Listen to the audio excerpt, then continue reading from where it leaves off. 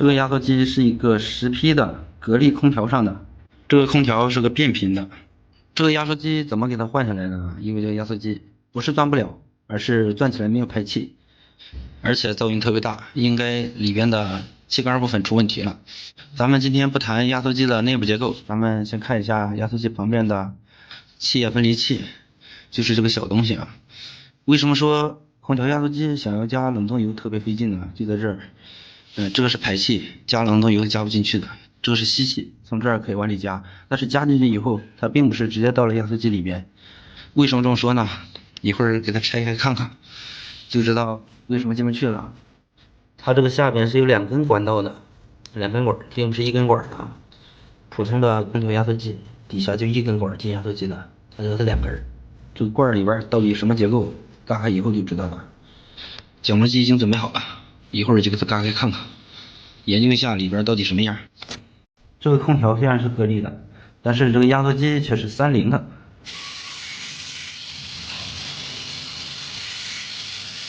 割开以后，从这个地方有油冒出来了，所以说这里边是纯油的，它并没有到压缩机里边。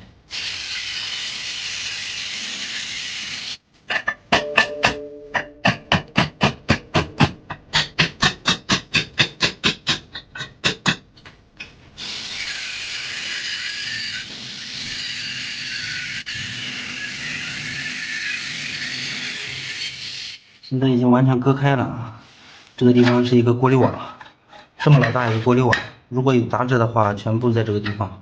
这个过滤网如果脏了以后，会造成冷媒回流不好啊，也可以造成压缩机过热，因为它吸气吸不进去。现在这个气液分离器啊，整个被我割开了，割开以后一看一目了然，它这个是2根管进压缩机的啊。上面1根，下边1根，但是这2根管的功效是一样的，都是从这个底部出来的，进口在上面。这说明了啥呢？如果你加冷冻油从储液罐的上部加的话，第一步冷冻油它会先通过这个滤网，通过这个滤网以后，然后直接到这个储液罐的内部了。到了以后，它并不会流到这个进压缩机的管中。什么时候能进去呢？你得把这个储液罐加满了，满到这个位置。然后它才能回到压缩机。你看这里边冷冻油特别少，这个冷冻油就是可能通过冷媒带过来的冷冻油，但是量特别少。为什么它要这么设计呢？它是为了防止压缩机液积。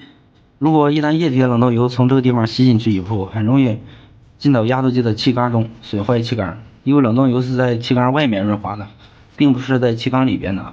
再一个是防止液体的冷媒。如果加多了以后，液体的冷媒直接从这个地方进到压缩机中，造成压缩机气缸液积。如果液体的冷媒进来以后，它只能在下边，然后气化了，从上面气化了才能从这儿进到压缩机里边。所以空调压缩机的结构它和冰箱压缩机是完全不一样的。你要给它补冷冻油也是特别费劲的，可以说几乎补不进去啊。要想补的话怎么补？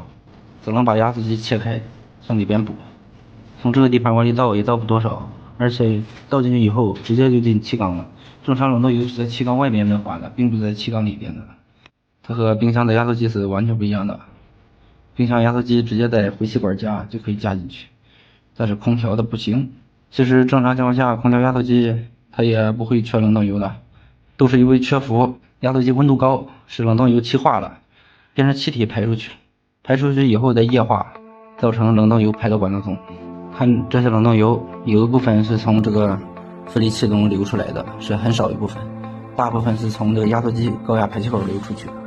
好了，本期的视频就给大家分享到这里，咱们下期再见。